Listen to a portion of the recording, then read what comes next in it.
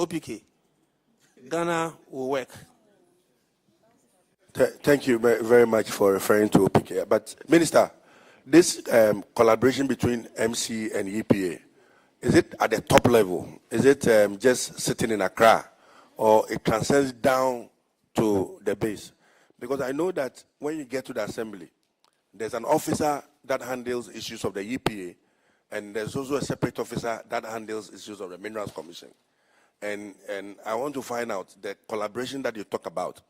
Is this something that is just between Yusuf and the Ministry of Environment or the person responsible for EPA, or it transcends down to the base, the local level?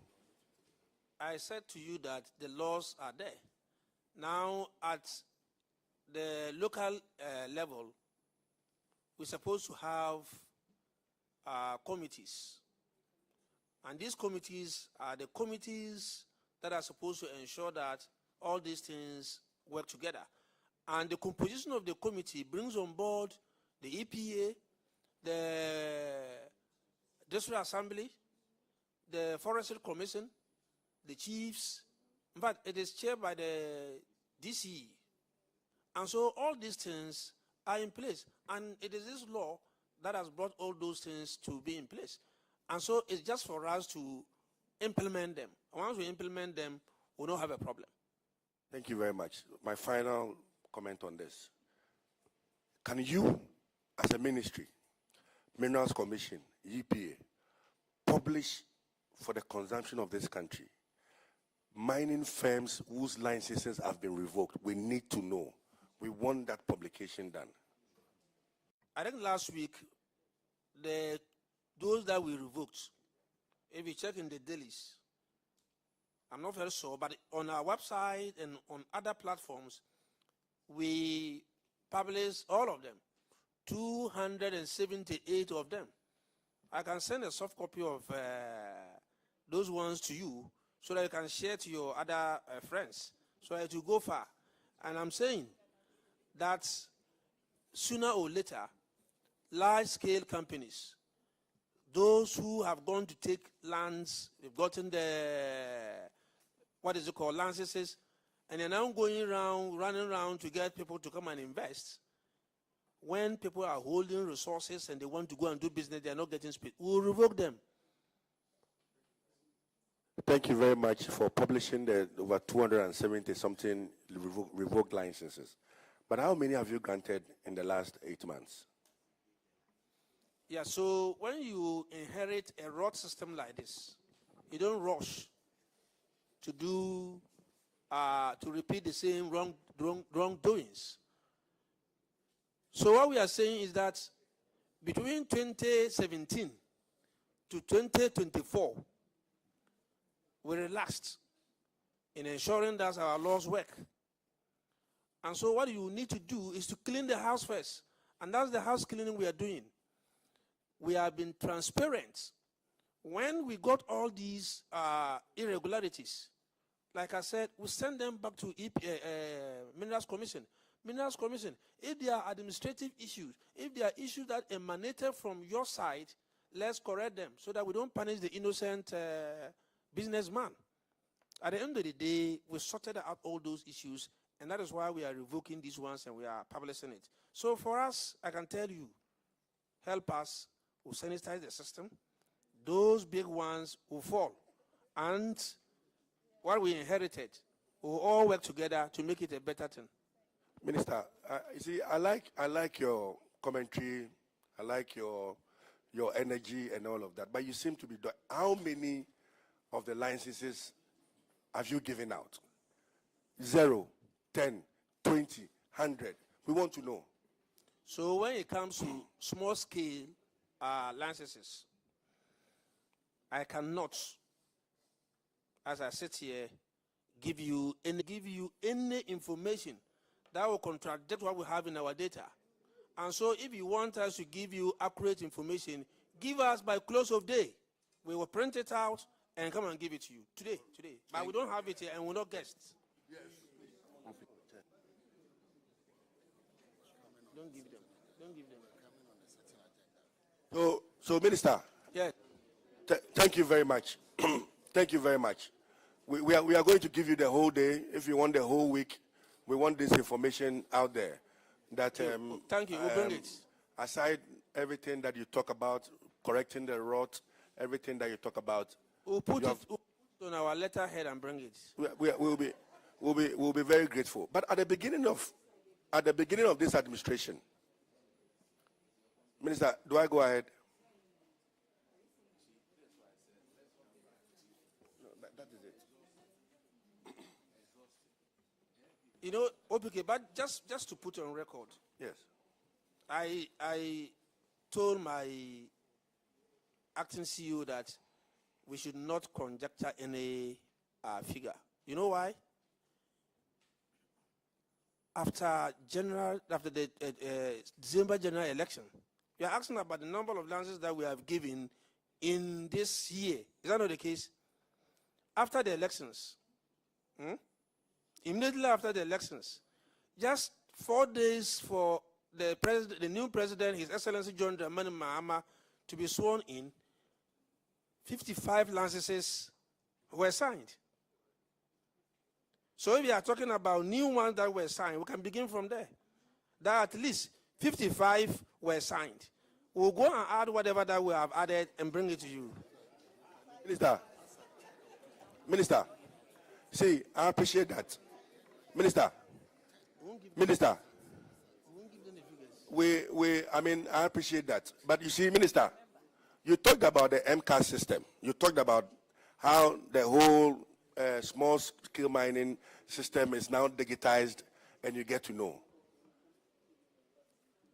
We know that at the end of every month, with a click of a button, your agency, Minerals Commission, gets to know the number of licenses he has issued.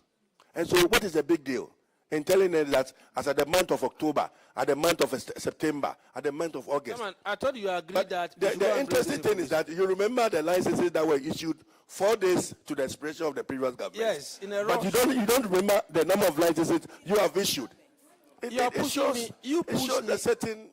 You push me. I never pushed you. To tell you what I'm here to ask the questions. That is my role as a member of parliament, and also the vice chair on this committee. Yeah, so the 55. Honorable member, the 55, if I'm going to be the chairman of this place, let me be the chairman.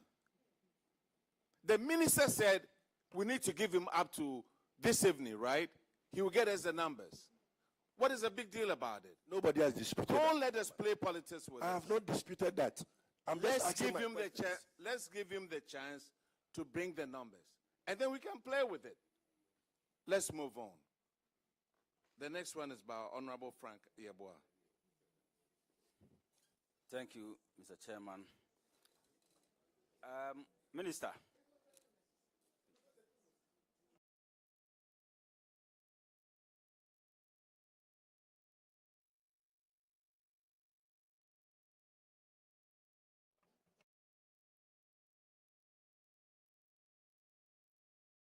Okay, thank you, Mr. Chairman.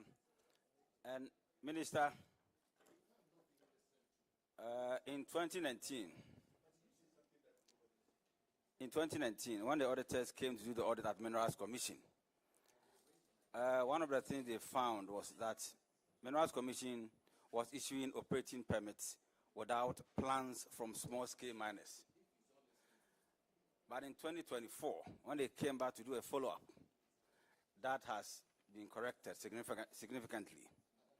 So looking at how sensitive small-scale mining and its related names are to Ghanaians, I just want to, since we have Minerals Commission CEO here, I want him to take the opportunity to explain to Ghanaians, in summary, how one can obtain, the process one has to go through in obtaining an operating permit to do small-scale mining in the country. Thank you. I mean, are you asking of licenses or operating permits? The two are not the same. Okay, my question is on operating permit. Operating permit? Yes. And if you have to get a license before operating permit, that's why. Yes, so like I said, you need to get a license. And when you get a license, you now go to EPA for EPA permits. When you get the EPA permit, you attach it to your license and come back to Minerals Commission And when you come to Minerals Commission, the Inspectorate Division, headed by the Chief Inspector of Mines, will now assess it and give you an operating permit. It is only when you get this operating permit that you can now go and start work. But even that, when it comes to large scale, given the ruling of the Asian Quebec, if you don't ratify, you still don't have the right to operate. It's just that we are a bit considerate. But I think that we'll get there where we'll have to ensure that you ratify before you can even go and start operations. Okay, thank you, Minister. My last one. Per what you just said, I just want you to walk us through. If my uncle lives in my village in the Ashanti region called Daba wants to enter into a small-scale mining industry, the small-scale mining industry, what's the process he has to go through before he can do the small-scale mining legally? I thought that this was answered when, anyway, I'll let a technical person answer it. He is in charge of small-scale mining. So take us through the process. If somebody wants to get a license to operate in the small-scale arena, what do you have to do? Yeah, thank you very much. Mr. Chairman, if you want to obtain license to operate small-scale mining, first of all, you have to conduct a search to ensure that the place you are interested is within a block-out area. So you conduct a search in Minerals Commission, and if you found the area to be in a block-out area and the area is free, that is why we advise you to put in application. Now you have online applications. That is what we are talking about, the MCAST. So if you put in applications, then you have to go to the field and then put the pillars, the coordinates of your area of interest. Then the district officer will inspect whether that place is conducive for mining. And the coordinates actually reflect what is on the ground. After that, you cause a gazette to be done. That is where you inform the chiefs and all the other people. And if everything is done within 21 days, there is no objection to that application, they will go ahead to process the applications. And then we make a recommendation to the minister. That is, if everything is satisfied, you make a recommendation to the minister. And if the minister approves the recommendations, that is why we allow you to pay the annual mineral right fee, you pay the ground rent, and you sign the agreement with government of Ghana. And the minister will sign on behalf of the government of Ghana, and the entity will sign, so, and that becomes a license. You don't sign with the community, but with government of Ghana? When the gazette is done, yes, that is where you're supposed to consult the community. I'm talking about the signatory. It's for the minister. By law, it's only the minister. Oh, so the community doesn't come in at all? They come in a different way, but not in signing. Ah, yeah. Okay, okay. So you, the applicant, yes, you, the applicant, has to see the community because they have the surface right. So as a result of that, they will grant you that right. They will. I understand that part, but I was the final signatory. The it's final not signatory, between the community, but rather the government of Ghana, the government which of the Ghana. minister does on behalf of the Exactly. government of Ghana. And okay. Exactly. Okay. Then that is the mining license. After that, as the honorable minister has said, then we advise you to obtain environmental permit from EPA. After the environmental permit, you have to bring that one down to Minerals Commission again. To the if you are going to use natural water, you have to go to Water Resource Commission for water use permit. And then you bring all those things to Inspectorate Division of Minerals Commission for operating permits. And that is the final permit that will be given to you to actually undertake whatever operations you want to do. That is why you call it digging permit. That is what allows you to dig the land. So basically, that is how it is done. Thank you very much, very much. Summarize it, and if we want details, we'll have to asked for it. Like you said, he should give a summary. Because some of the issues we are addressing here, he hasn't mentioned some of them. Because, for instance, the plan of the, what is it called? The miner will have to bring his plan. It's part of the process. And all those will culminate into giving him the license or giving him the right to operate. So I would advise that people who want to do mining and they want small-scale mining, go onto our website, the Minerals Commission's website. All the details are there for small scale. Now, if you want a large scale, they are also there. The two are not the same. If we don't clarify it, somebody will listen to us here and go and get his few documents and say that he wants a large scale. You will get to a point and get fed up and then stop. I will plead with Ghanaians who want to do mining, go onto our website. The information is there. We also have desk officers at our various offices. If you go and inquire from them, they'll give you the right information. Thank you. Minister, thank you very much for a small-scale mining license. However, or unfortunately, you go and see somebody with a small-scale mining license, and the whole place is white people who are mining there. Because he had gone into some arrangement with them. He may not even be there. He's not on site. He's sitting somewhere. He has more or less sold the thing to them. And even when you inquire further, the people who are working there, I don't want to mention any specific countries' people, you asked, Etua.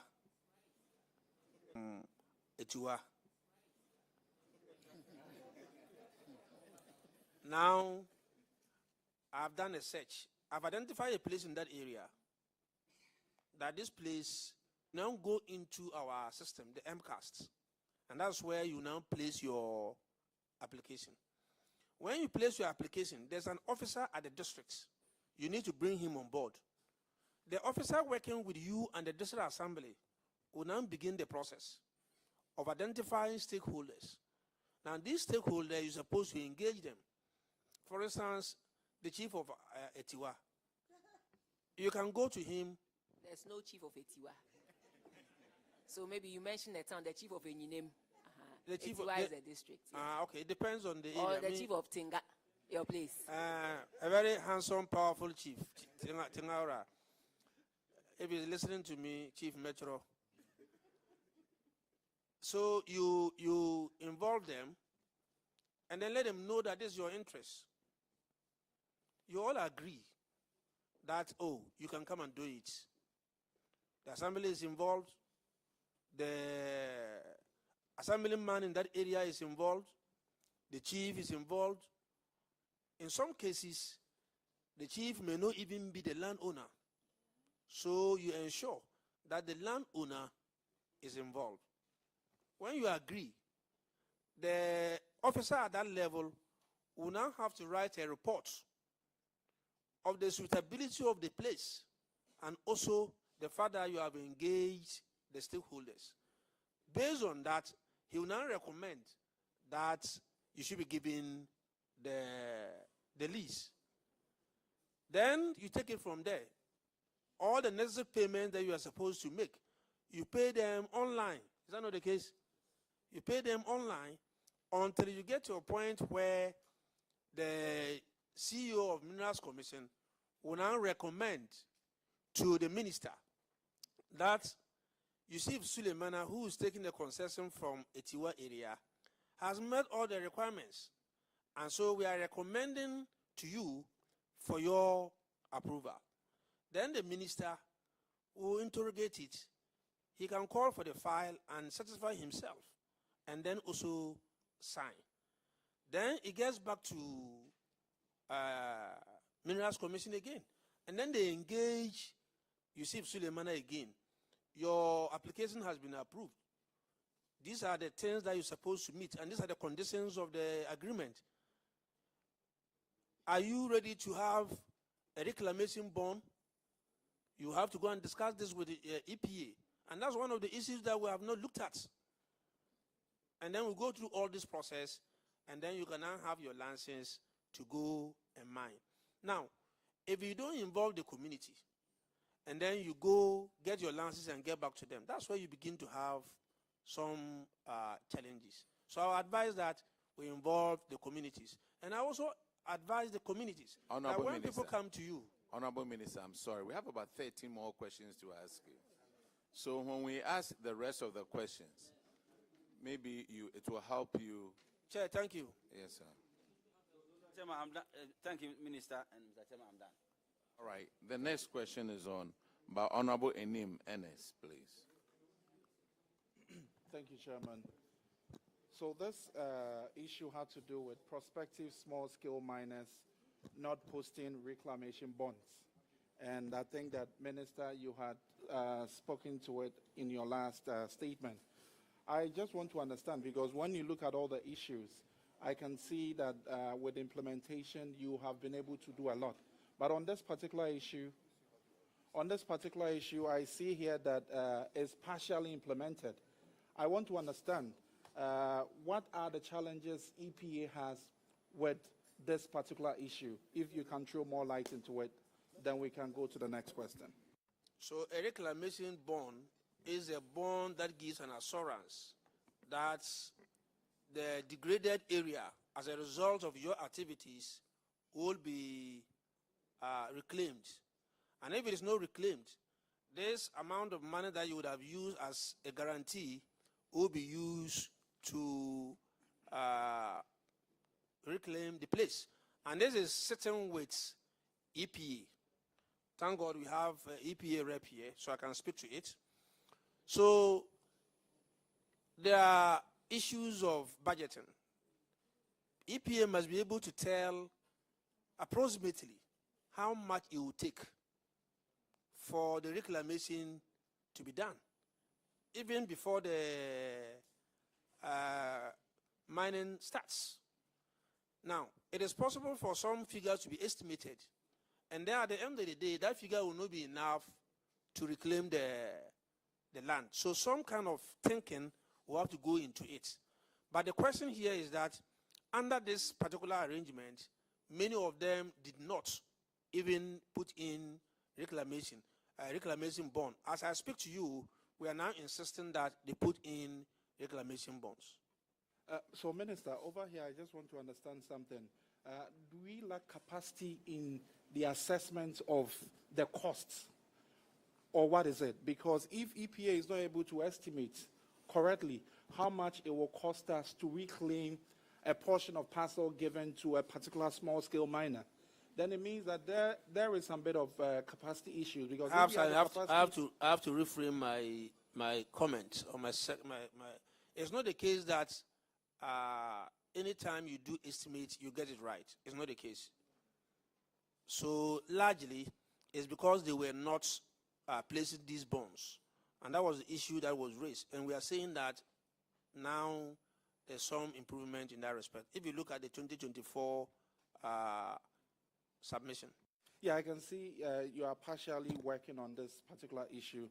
But then, with the issue of Galamsey we have in this country, I believe that if EPA is able to do this important assignment of getting the estimates, at least even 80%, 90%, we won't have all these degradation of the environment, because if we have these bonds secured for reclamation of these lands, I do not think we would have issues, because even when the small-scale miner runs away, we have enough in the bond to take care of the land.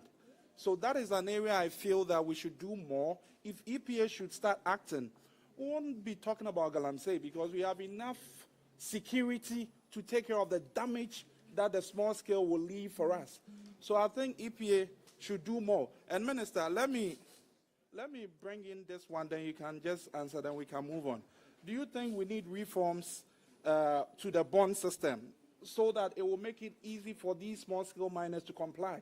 Because if there are reforms such that a small-scale miner, based on its capacity, is able to pay, then we shouldn't have a problem. So tell us if there are any reforms you think can help make compliance easier for small-scale miners. Then we won't have this issue of Galamsey lingering around and people, communities complaining and all that? Chairman, sometimes I get confused when some of these issues are raised. Galamsey, small-scale mining, and all of that.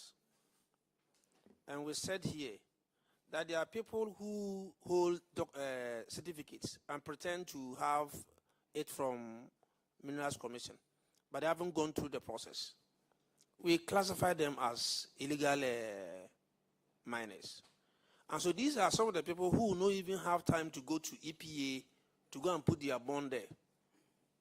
So the challenge starts with how they acquire the lands. That's one set. Another set is those who will not even come to Mineral Commission. They don't go anywhere. They just take their equipment, arrange with some landowners, and then they start. That is pure Galamsey scenario. And these are criminals. And if the law works, we must deal with them. But we need now to bring them on board and see how we can license them and move on. That's the way to go. All right, Honorable Minister, we go to the next one. Is Honorable Cletus who will ask that question, please. Thank you, Chairman. Minister, this report or infraction, it has to do with the capacity of your district officers. It was detected that your officers do not have the capacity to prepare plans for monitoring with regards to environmental risks. Can you talk to this? Yeah, so that was a legitimate issue that was raised, and it's been addressed, and we continue to improve upon it. Address it. Of course, so addressing it means that getting the requisite expertise and people with the necessary backgrounds to handle the specific areas that we want them to handle. And so we are now taking more geologists, we are taking more engineers, and we are also giving them in-house training. Thank you, Minister. All right, the next one is by Honorable Nase. It's 2G. Thank you very much, Mr. Chairman. Minister, this next infraction is about inadequate strategies to address structural, human resources, and logistics gaps to enhance monitoring. I'm very particular about the minimization of environmental degradation. So it said that the district mining committees were either not in place or inaugurated. Please, may I know how far you've gone with this? Yeah, so by the close of 2024, all the district management committees were inaugurated and they were functional.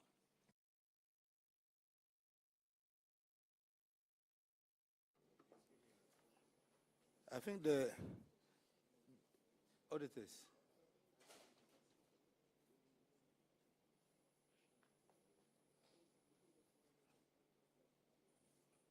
Well, it's conflicting to what the auditors have written here.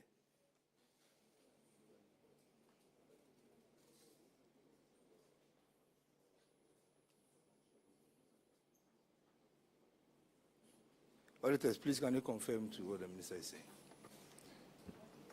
Honorable Chair, when you look at what we have indicated in the report, we are saying that 20 out of 24 district mining committees at the 3 mining areas we visited were not functional. 3 out of the 5 DMCs in Takwa were not functional, while 10 out of the 11 DMCs in Obuasi were not functional.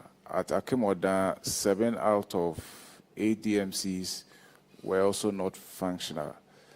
And the DMCs in the 3 mining areas, as we have them in the appendix. Officials of the Minerals Commission indicated that the 20 DMCs were not functional because the district assemblies did not have the resources to fund the committee's operations. So yes, they have been inaugurated, but we're looking at how functional they are. Yeah, so the functionality of the district management committees is a joint responsibility between Minerals Commission and the district assemblies. Now, at the end of 2024, they were all integrated. As to their functionality, it will be difficult for me to speak to it. But what I do know is that their tenure expired. And so we are now going through a process of getting new ones starting from this year.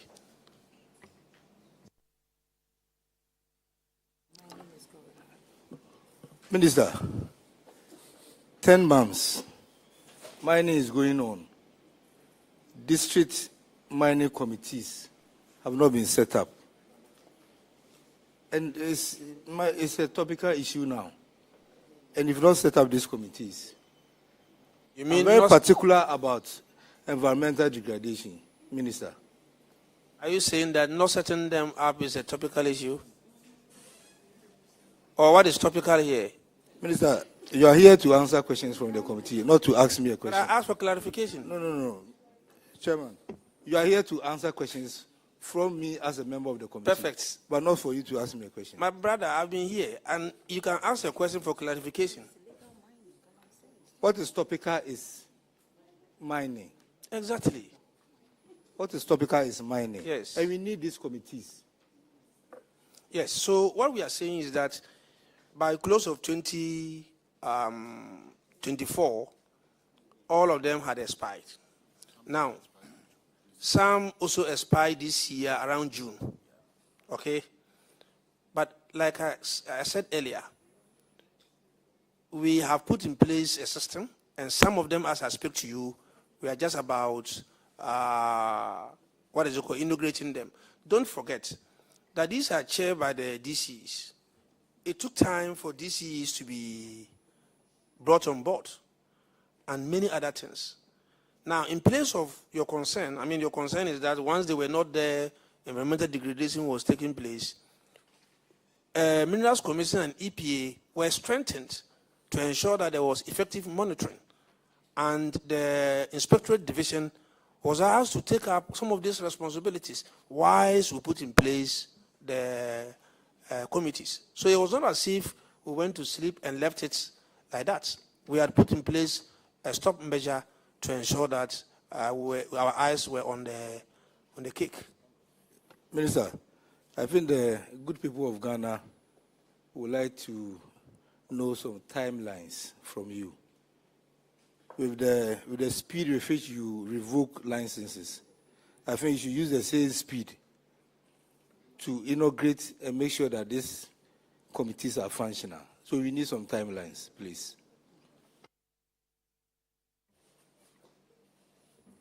I'm happy you are concerned about this, and we can assure you that within the first quarter of next year, we would have put all this in place. But I'm telling you that in place of these management committees, we have put in place a system, and that system is working. Whilst we try to get these committees back, we were swift in cancelling those small-scale mining licenses because there was some wrongdoing, and we thought that we should do the right thing.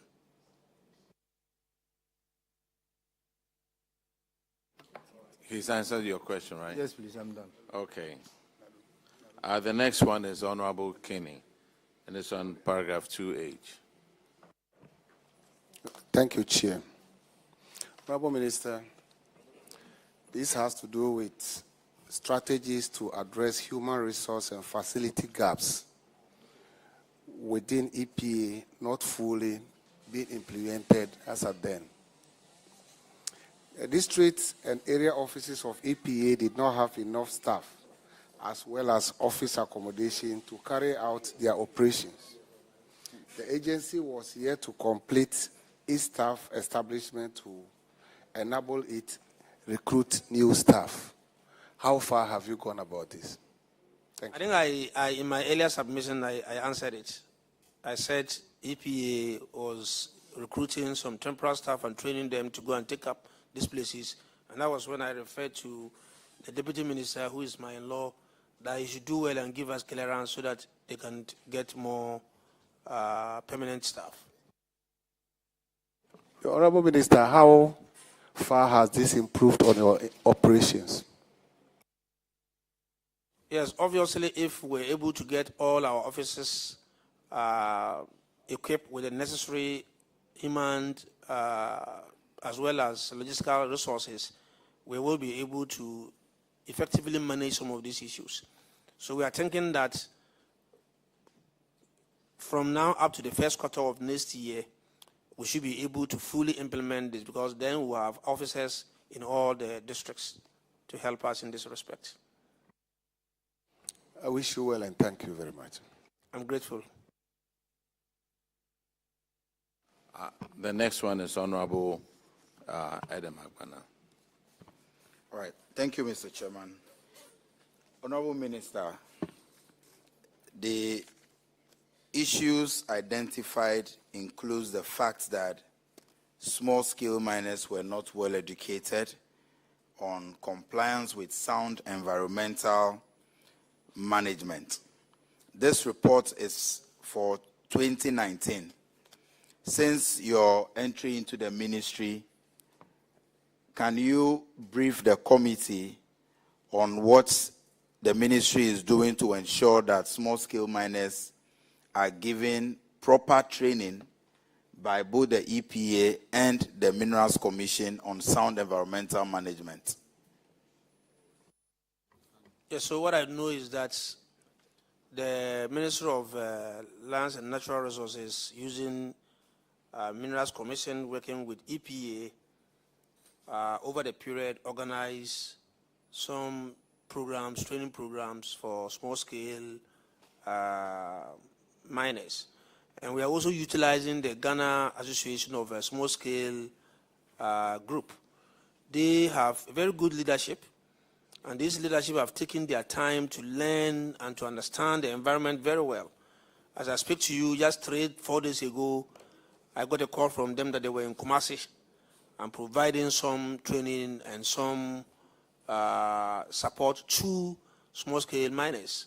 I think last week or so, they were in Bole area and they went to Upper West. So some serious education is taking place. Mr. Chairman, just as a way of recommendation, just as it is with, say, the DVLA, where if you are a driver, before you acquire your license, you must demonstrate knowledge, enough knowledge of the field. Shouldn't that process of education be tied to the license acquisition process? Honorable, a very laudable suggestion, but the two are not the same. You have a situation where young men and women wake up early morning and they are in the bush mining. And it's been difficult to control them. And you're talking about huge numbers. So for me, we should go to them, sit with them, take them through the process. But even as we take them through the process and license them, we must self-provide them with education continuously. So the process must start from the very beginning when they are looking for the licenses, and it should continue because the whole environment is so dynamic. For instance, at a point, they were allowing people to use mercury. Now we don't allow people to use mercury. So there are new technologies. You have to teach them those new technologies. So your advice, well noted. Honorable Minister, thank you very much for coming to Public Accounts Committee. You are discharged. Chairman, I'm grateful. Thank you.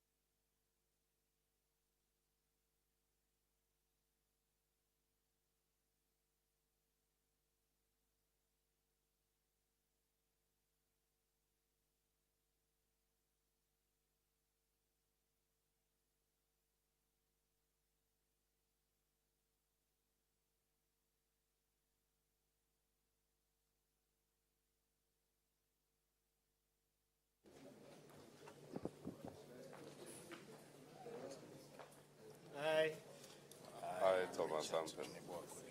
Swear by the Almighty God. Swear by the Almighty God. That the evidence I shall give before this committee. That the evidence I shall give before this committee. Touching the matter in issue. Touching the matter in issue. Shall be the truth. Shall be the truth. The whole truth. The whole truth. And nothing but the truth. And nothing but the truth. So help me God. So help me God.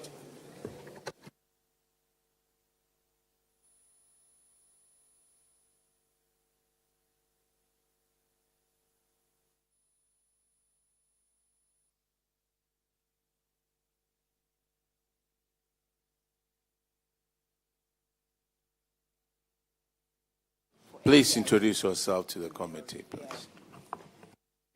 Thank you, Mr. Chairman. My name is Thomas Sampson, the Deputy Minister for Finance. Thank you, Chairman. My name is Richard Chunibu-Akodua. I'm the Director for Research, National Development Planning Commission.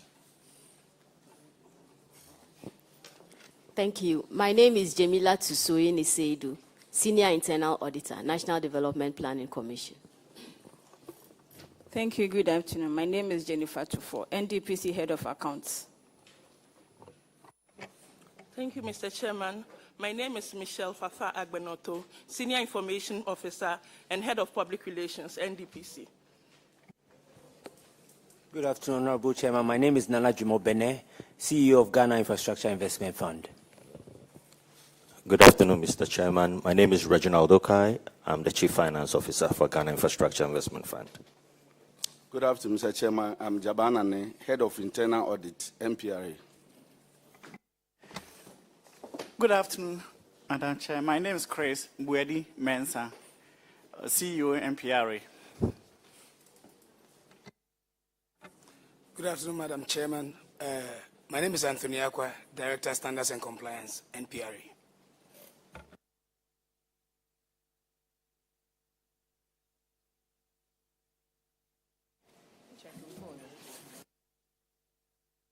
Okay.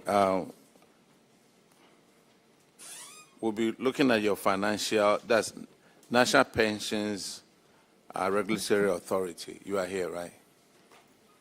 Okay. We'll be looking at your financials, and Honorable Enim will start with that one. Thank you, Chairman. MPRA, so we'll be considering your financial performance and financial position. For your financial performance, your bottom line improved from a surplus position of 25 million to 30 million in 2023. But I just want us to go through a few of the expenditure lines where I feel you had gone over a certain threshold here, because I'm looking at the increases you made in your revenue. And if you made a positive change of almost 34%, but then on your expenditure lines, you went over 91 and 40% and 37.3%. I want to understand. Mr. Chairman, can you respectfully direct us to the paragraph you are? So this is 1021 to 1029.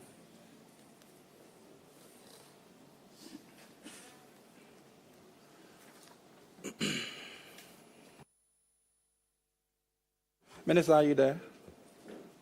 Not yet, but you can proceed. Okay, so I just want to understand your goods and services. It went up by almost 40% from between 2022 and 2023. And then your other expenses. Can you tell us what constitutes your other expenses? Since we don't really have a separate lines for the different expenditure items. So I'm looking at the two things, goods and services. Then on other expenses, what constitute your other expenses and why it went up by 92%?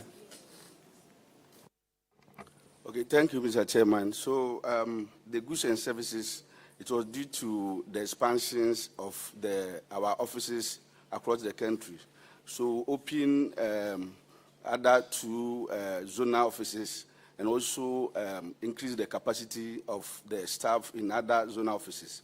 So that led to the goods and services increase. And what about the other expenses? What expenditure lines come under other expenses? So, Mr. Chairman, the other expenses, it has to do with the renovation of some of our existing offices across the zonal offices, and other expenditures that did not fall into goods and services. Okay, thank you for that explanation. So we move to your financial position. I think for between 2022 2023, you improved on your current ratio, which is a good sign here, and the changes aren't so drastic or huge. So, Mr. Chair, I think we can move on. All right, thank you. Now let's go to the management issue, and Honorable Akwesi Kwenedo will handle that one, please. Thank you very much, Chairman. Chairman, this has to do with the delay in collection of fees, and there seems to be an impasse between NPRA and SNET as to how much SNET should be paying NPRA for the administrative expenses. If you look at Act 1080, that gives you the mandate to collect those fees. It is about 2.5 of the previous year's administrative fees that they ought to give to you. I think in your response, you said negotiations between yourself and SNET was that SNET proposed to pay 1 million Ghana cedis for that, and that you found very inadequate for you to carry out your mandate. And you made a counter proposal of 5 million Ghana cedis. And you said SNET was considering that, and you left it at the table of the Minister for Labor Relations. What is the status of this relationship between the two of you? Because you are supposed to receive about 18 million per the auditor's observation. What is the status of it now? And once at that, to be helpful for us to appreciate and understand, if you can tell us the mandate for which you seek that amount of money to do, and why the counter proposal of 5 million, not the 1 million, so that when we have something better to add on to PRISNET, then we can. So your mandate and why that impasse is still existing. Thank you, Mr. Chairman. Mr. Chairman, I will speak briefly about it and will defer to the CEO for MPRA to also add some if he so wishes. This issue has been a long-standing issue between the MPRA and SNET. And over the years, SNET has refused to make payments to MPRA. This year, the issue was brought to our attention, and so I had a meeting between the Director MD for SNET and the CEO for MPRA, and we had some resolution. SNET over the years has maintained that unlike the Tier 2 and Tier 3 pension funds that are licensed by MPRA, SNET is a legal creation. And so they felt that they did not have to pay the fees to MPRA. But MPRA has been providing services regulating the entire pension architecture. And so we had a fruitful meeting, and even though SNET maintained that the 2.5% of their previous year's administrative expense is quite high, they are willing to pay something. So we have agreed, and this year SNET has made 2 payments, first quarter, second quarter payments to MPRA. And so there is some kind of resolution so far, even though they are not getting the full amount that they would have loved to get, the 2.5 that amounts to the 18 million plus that you are talking about. But we have some kind of understanding. I think in the first quarter they paid 1.7 million. They've paid another 1.7 million in the second quarter. They will continue to make those payments. So that is the progress we have made so far. Thank you, Mr. Chairman. So now there seems to be a settled understanding of about paying quarterly. So that means you are going to have 4 tranches in the year of about 1.7 million. And having that amicable solution to it, won't that go against the law that we set by our own self, that Act 1080?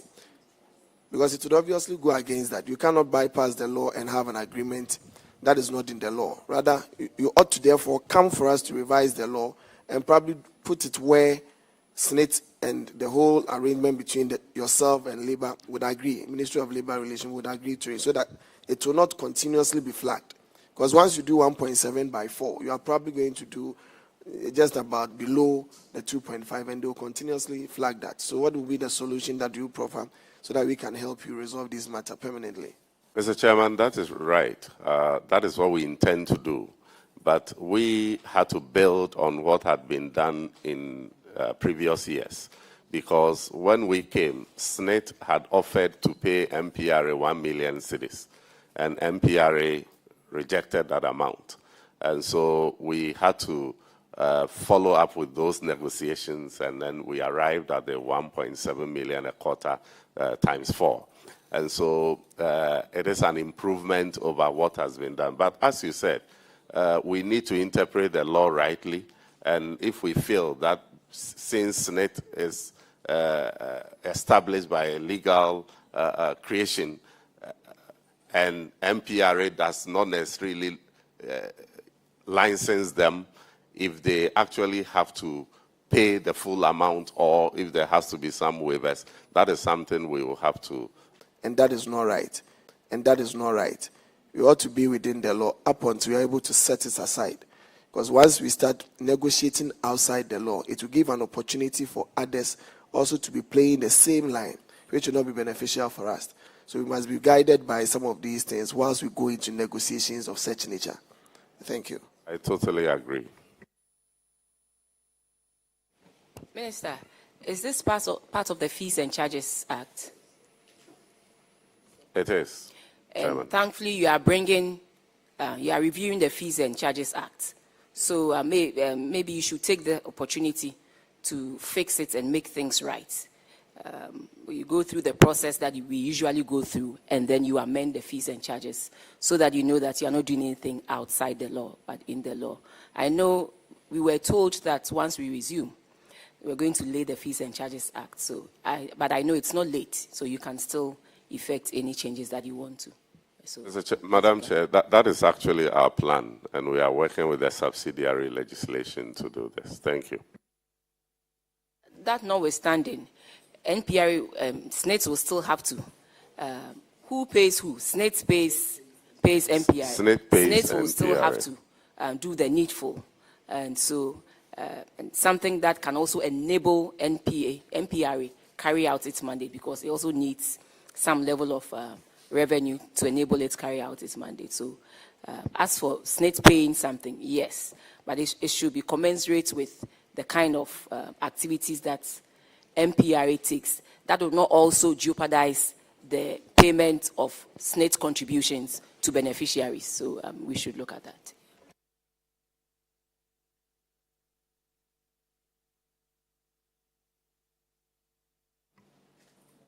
Is NDPC here, please? Okay. Yes, Madam Chair.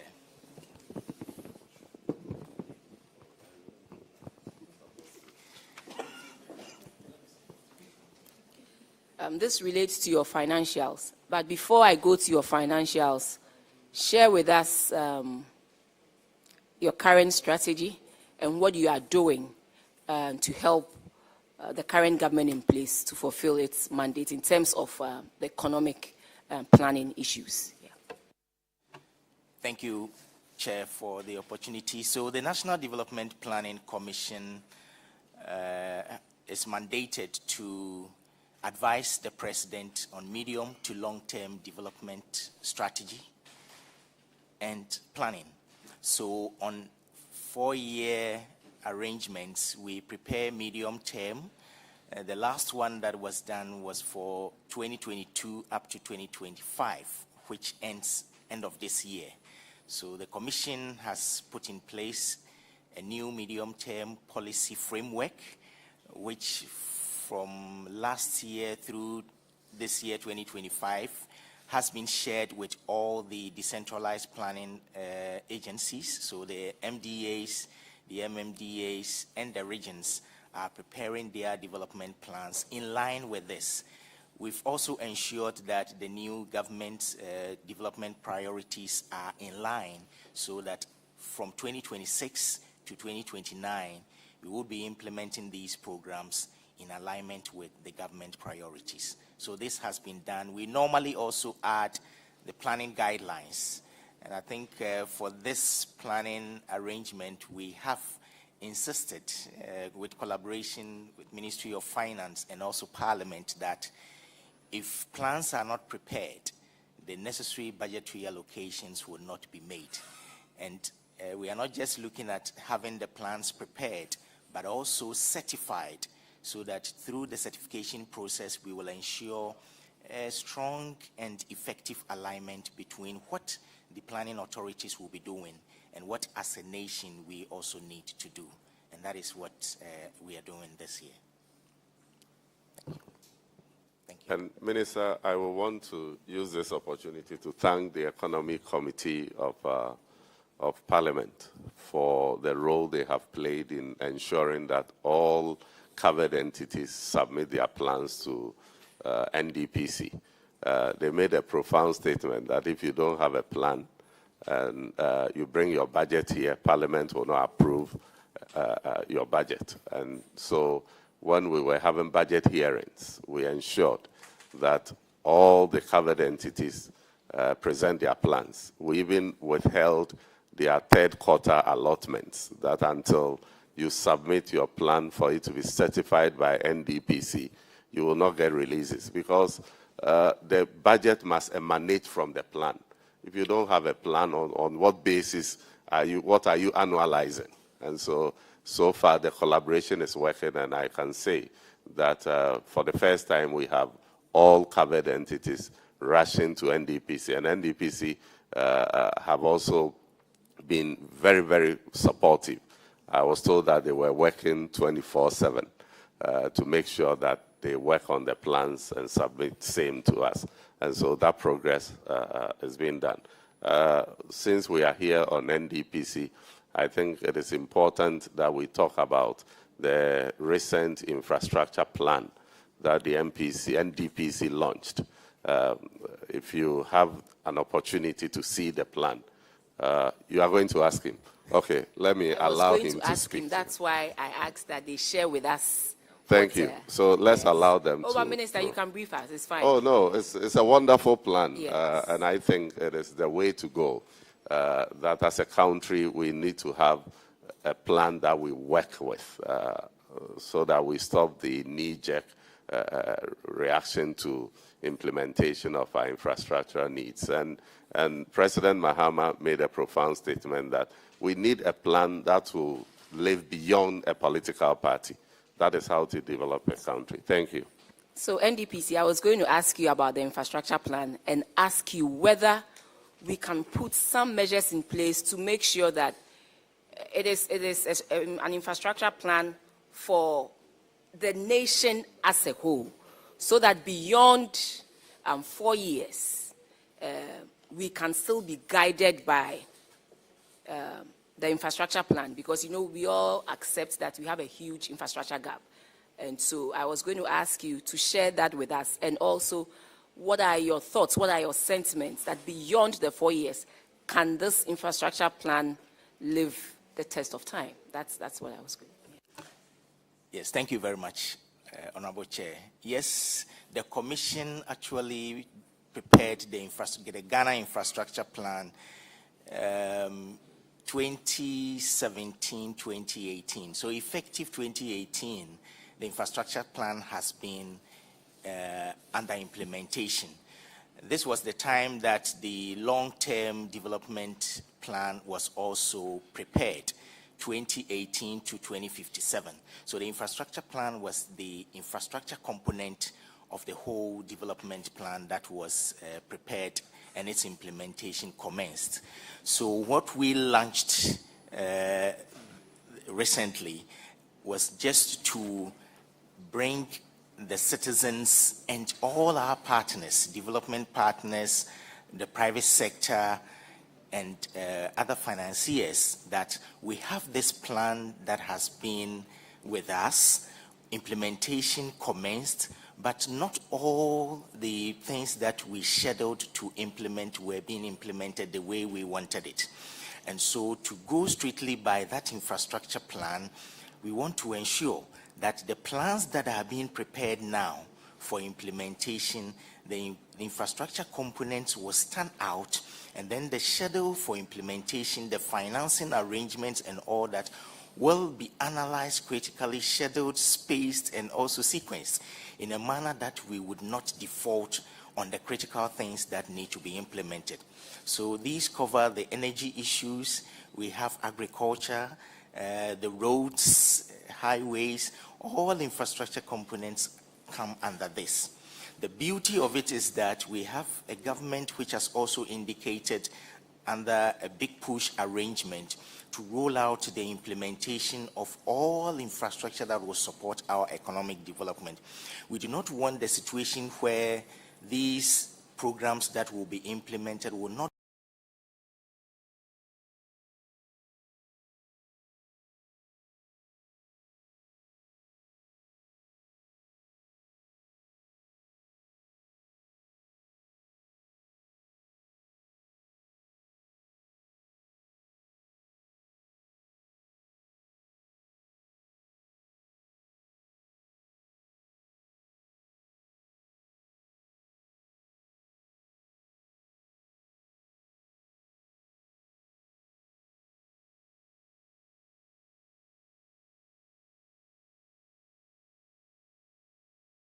all the MGAs, because for public infrastructure projects, you need to have them scheduled, and then the costing and the implementation also streamlined so that we do not add onto it what we have started and we have not completed. One critical area is to ensure that the backlog of infrastructure that we have not effectively implemented can be front-loaded, so we deliver on those ones before new ones are also brought on board. So that is the arrangement we have in place.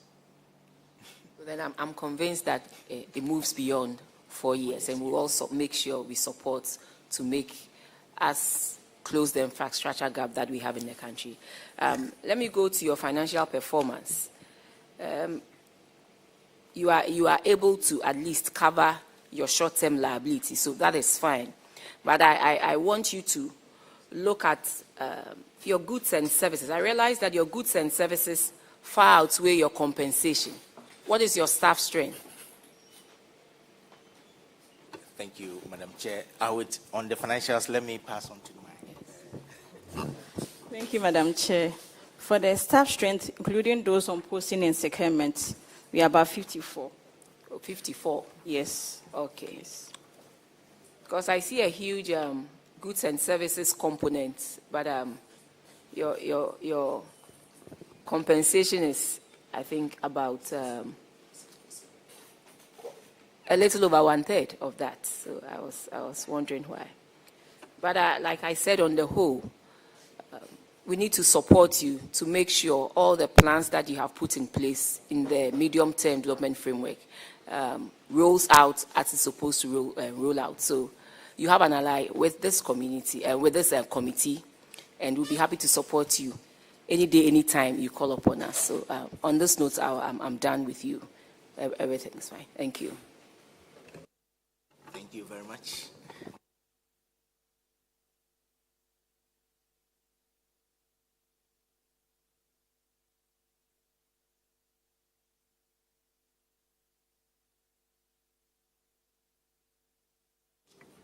Mr. Chairman, are we dismissed?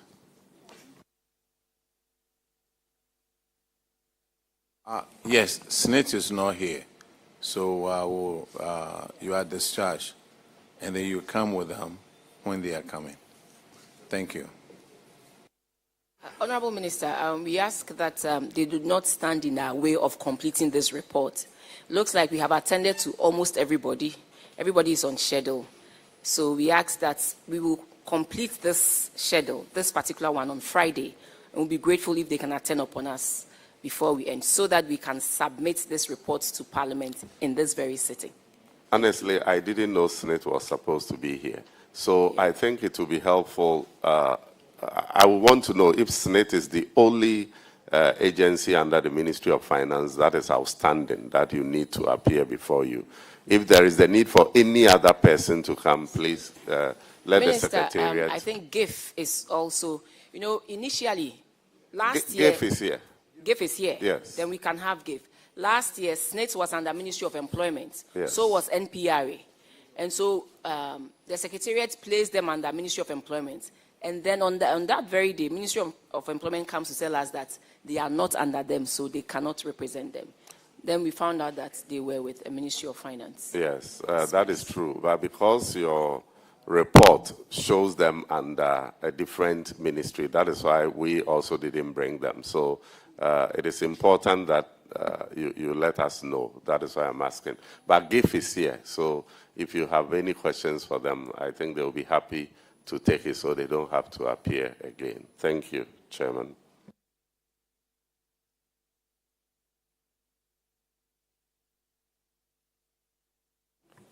And I see that they did not have any infraction, so.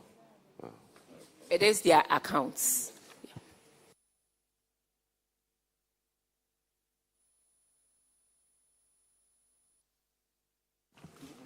All right, Ghana Infrastructure Investment Fund. Tell us about this interest income.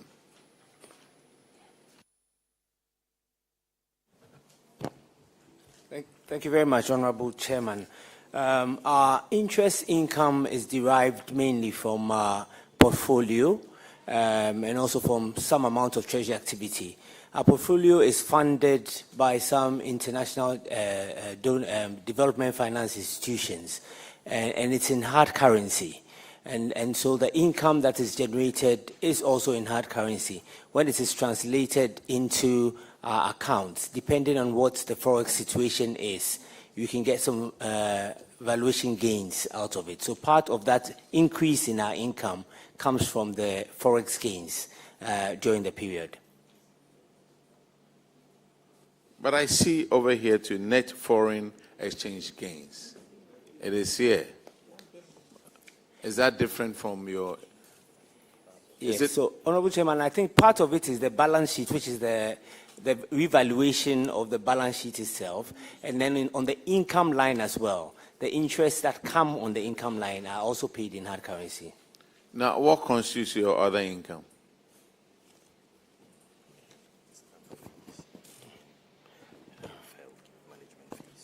So, Honorable Chairman, the other income is mainly around management fees and commitment fees from the sponsors who come to us for project financing.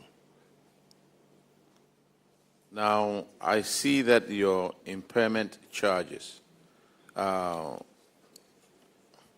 up 121%. Yes. Why that? Honorable Chairman, in the period under review, the auditors took a prudent stand for some of the projects that we had because we had just come out of the COVID sort of area, so there were some delays on some of the projects. And we had a couple of projects in the energy sector as well, and the energy sector was undergoing some restructuring as well, which put some delays on those projects as well. So that's the recommendation from our auditors to impair those ones. Your financial position, 2022, it was 10.2 to 1, and 2023 is 10.8 to 1. That's pretty good and very impressive out there. You have any questions? Okay, Honorable Kunedu has a follow-up, please. Thank you very much, Chairman. For purposes of clarity, he asked about your other income, and he said that is for commitment fee, consultancy fee, and that.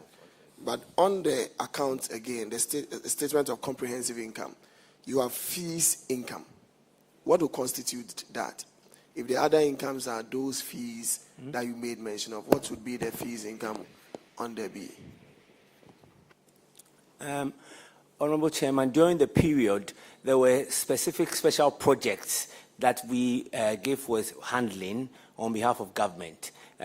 So the health GIF, which is a sub-fund that was set up to manage the Agenda 1 projects, there were some sort of management fees that came out of that one.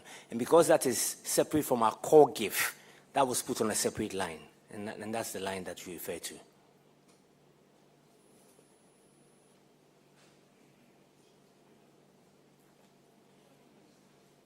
All right, thank you very much. Honorable Minister, you are discharged. Thank you. With your team. Thank you, Mr. Chairman. We are grateful.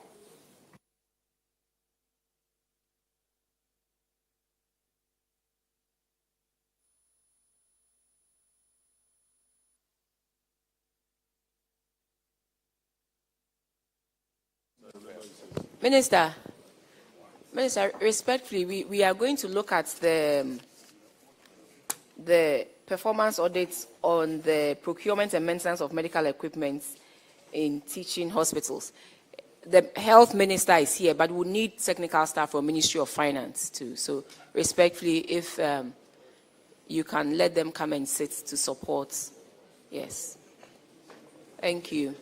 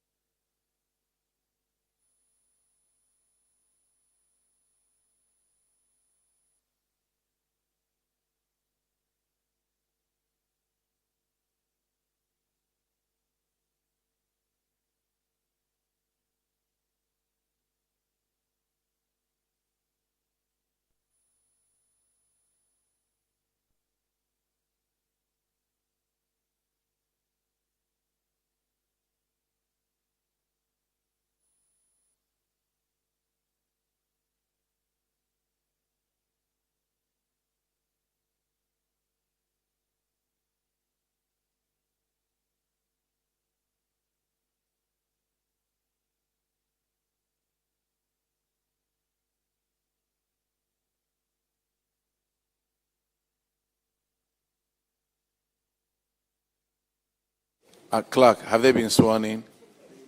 Okay, if they could get up and take their oath, please.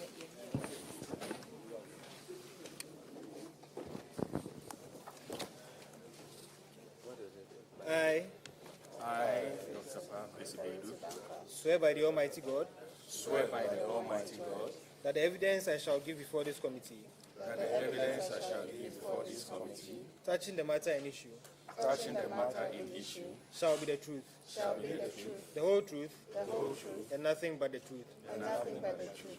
So help me God. So help me God.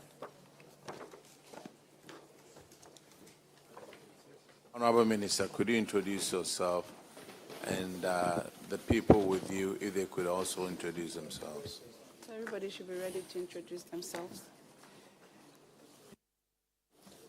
Thank you, Mr. Chair. I am Grace Ayensu Dankwa, the MP for Esika-Doketen constituency in the Western region, and also the Deputy Minister of Health, representing my Minister for Health today. Thank you. Thank you, Mr. Chair. My name is Abubakar Bawa Abdullahi, CEO of Tamale Teaching Hospital. Thank you, Madam Chair, Mr. Chair. My name is Wilfred Ado, Director, Internal Audit, Ministry of Health. My name is Elvis Anaba, Director of Finance, Ministry of Health. Good afternoon, Honorable Chair. My name is Dr. Parkwesi Bedu, CEO, Confanoche Teaching Hospital. Good afternoon. My name is Kofintia Samwa, Deputy Director, Internal Audit, Confanoche Teaching Hospital. Good afternoon, Madam Chair. My name is Nana Yim Are Abebio, Director of Finance, Confanoche Teaching Hospital. Good afternoon, Chair. My name is Fred Ifayeboa, Director of Administration, Confanoche Teaching Hospital. Good afternoon, Chairperson. My name is Hinta Manimbro, Acting CEO, Whole Teaching Hospital. Good afternoon, Chair. I'm Osaibo Edward Bodu, Head of Internal Audit, Whole Teaching Hospital. Good afternoon, Chair. I'm Dr. Emmanuel Senakwisi-Donko, Director Administration, Tamale Teaching Hospital. Good afternoon, Chair. My name is George Tete, the Director of Administration, Whole Teaching Hospital. Good afternoon, Chair. My name is Engineer Samuel Tete, Head of Engineering, Tamale Teaching Hospital.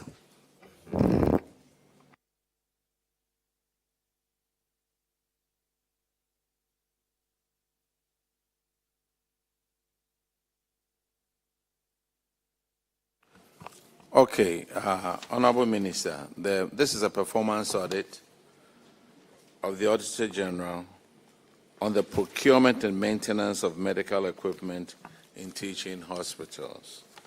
And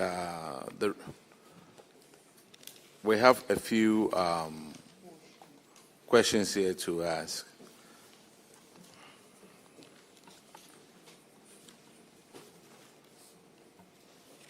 It says, reason for the audit. The World Health Organization defines medical equipment as an instrument, apparatus, or machine that is used in prevention, diagnosis, or treatment of the illness or disease, or for detecting, measuring, restoring, correcting, or modifying the structure or functions of the body for some health purposes. This medical equipment require calibration, maintenance, repair, user training, decommissioning, and activity usually managed by the clinical engineers. So now let's go to some of the audit functions.